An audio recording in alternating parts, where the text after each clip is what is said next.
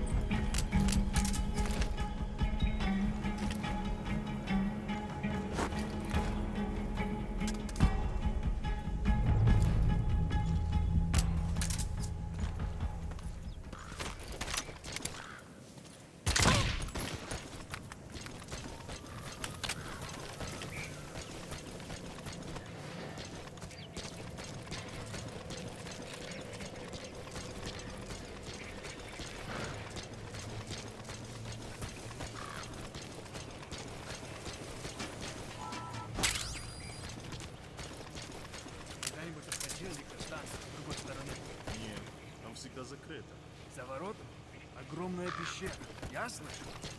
Она тянется до самого объекта.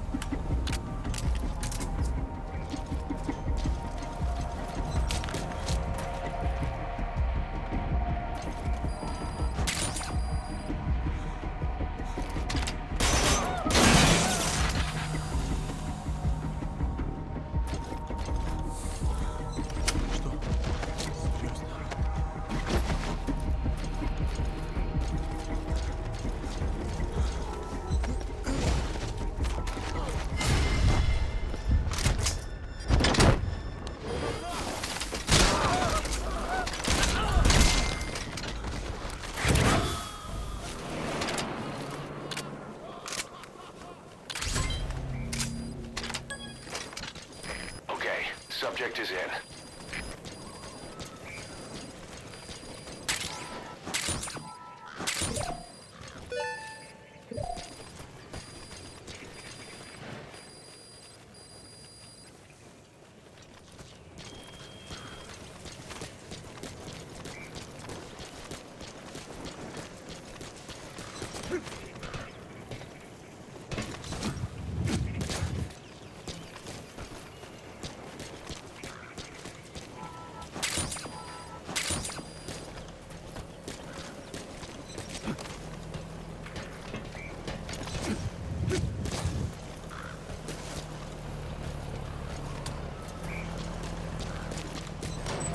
Dumpster. Looks big enough to hide somebody. You could stash a downed enemy in there, or hide in it yourself. Just don't stand too close to me afterward.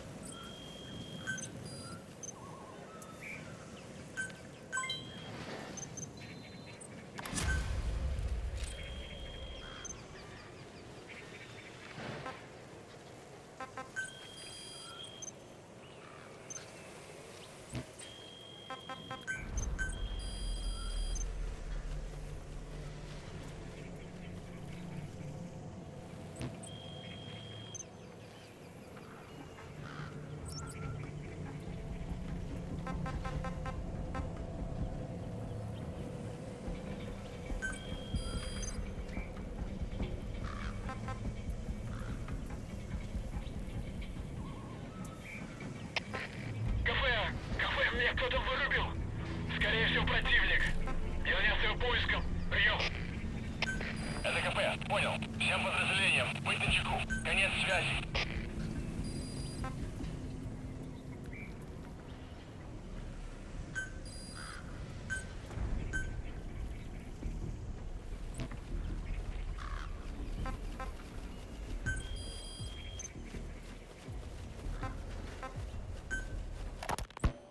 So SALT 2 still hasn't gone into effect.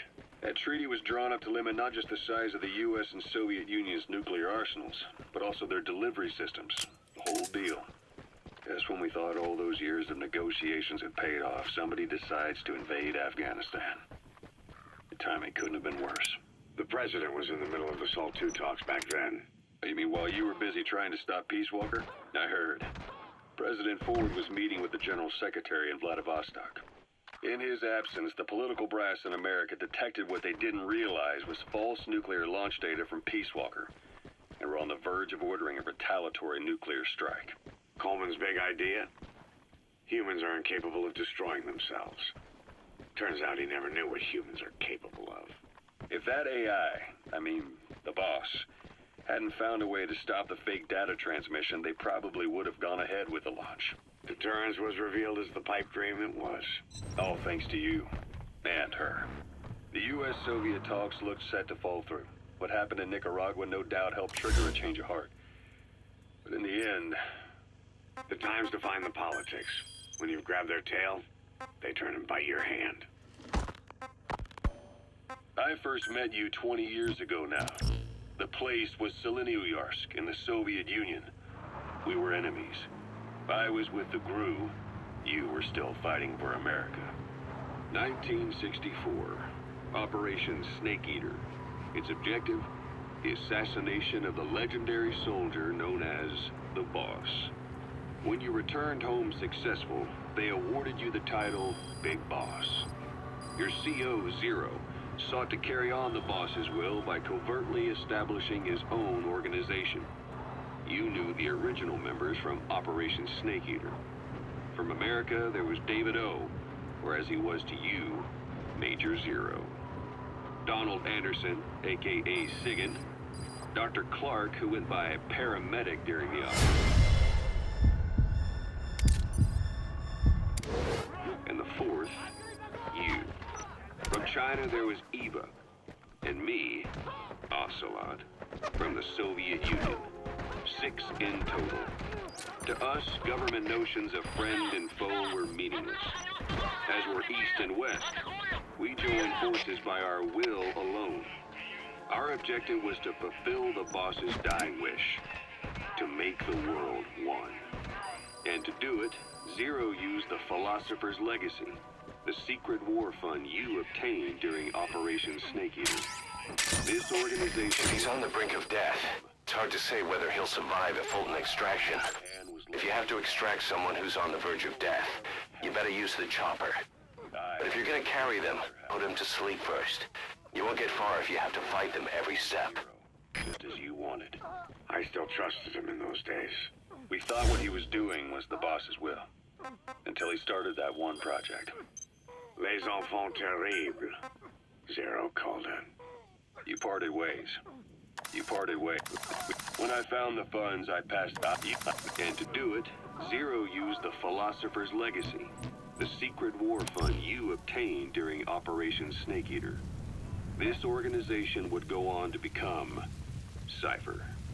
I, on the other hand, was left with a problem. You only recovered half of the legacy.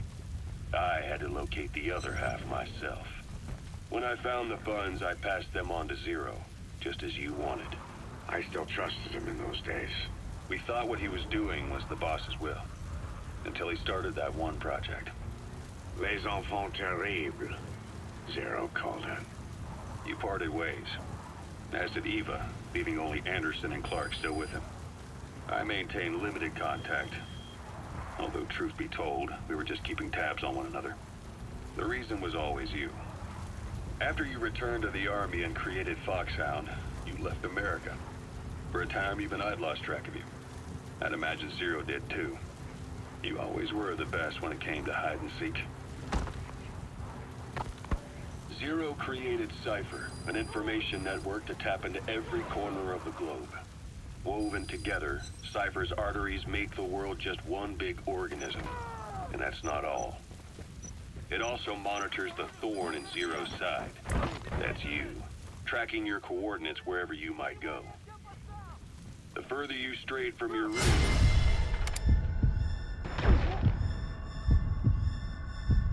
the larger Zero became. It's as if he was trying to close the gap between you. But before long, he disappeared from public life. Only a few people had direct contact with him. For a time, I was one of them. In a year, into your coma, he slipped out of sight entirely. Since then, nothing. No photos, no recordings, not even a reliable rumor as to his whereabouts. I tried every method I could think of, but Zero was gone. Freed of his control, his creation, his power continued to grow. Cypher is a great beast, and Zero was its spine. But even without it, it's endured, evolved. But now its body is rotting, riddled with parasites. Parasites like the ones who attacked you 9 years ago in the Caribbean, and then at the hospital. Cypher's Black Ops Unit, XOF. They learned where you were, and came to wipe the slate clean.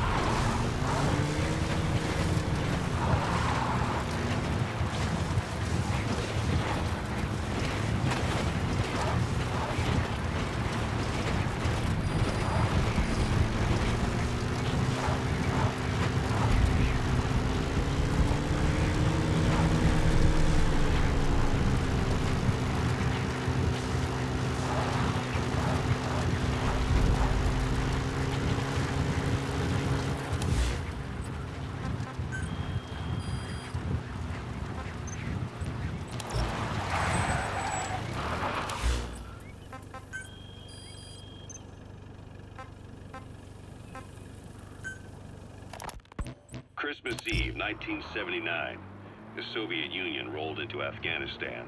Muslims had revolted against the Soviet-friendly regime established the year before. The DRA forces could no longer contain it themselves, so the Soviets went in to intervene. The Afghan government was powerless and fraught with infighting. They lost the hearts and minds of the people, and that alarmed the Soviet leadership. With the Islamic Revolution happening in Iran, the Soviets felt they had to act fast or risk the spread of Islamic revivalism. A superpower, sending a motorized rifle division against men on horseback with antique rifles. Everyone thought it'd be over in an instant, only it wasn't. Some Muslims made their fight a jihad, a holy war, and began a guerrilla campaign on all fronts. A war of attrition. These fighters call themselves Mujahideen. They're being supported by the West through Pakistan. That's why Miller was involved. He was training them near the Zero Line, sponsored by the CIA. The war has become a nightmare for the Soviet troops stationed here. They'd be headed home in 6 months at the most. Then a year passed. 2 years. Now here we are 4 years on with no exit in sight. Afghanistan has become the Soviet Union's Vietnam. The Soviet troops on the ground want to go home, but at least they have homes to go back to. The Afghans have lost theirs. The Soviets destroy the kishlaks, villages, wherever they can. They burn down homes and fields, fill in wells, turn pastures into minefields. It's created a mass of refugees who fled to Pakistan. If the Mujahideen are fish swimming around the villages, the Soviets will go so far as to dry out their ocean. But this has had a big price. There's bitter resentment among the Afghans, and they're taking out their anger on the soldiers on the front lines. Among the Mujahideen are the Pashtun people. They're fiercely devoted to their code of Badal, or revenge. Soviets they've captured have had their hands, feet, and noses cut off before being left to die at the side of the road, just to show their comrades what they're capable of. Friendlies who come across them can do nothing but put them out of their misery. Then they burn down another village in retaliation. And the cycle of vengeance goes on.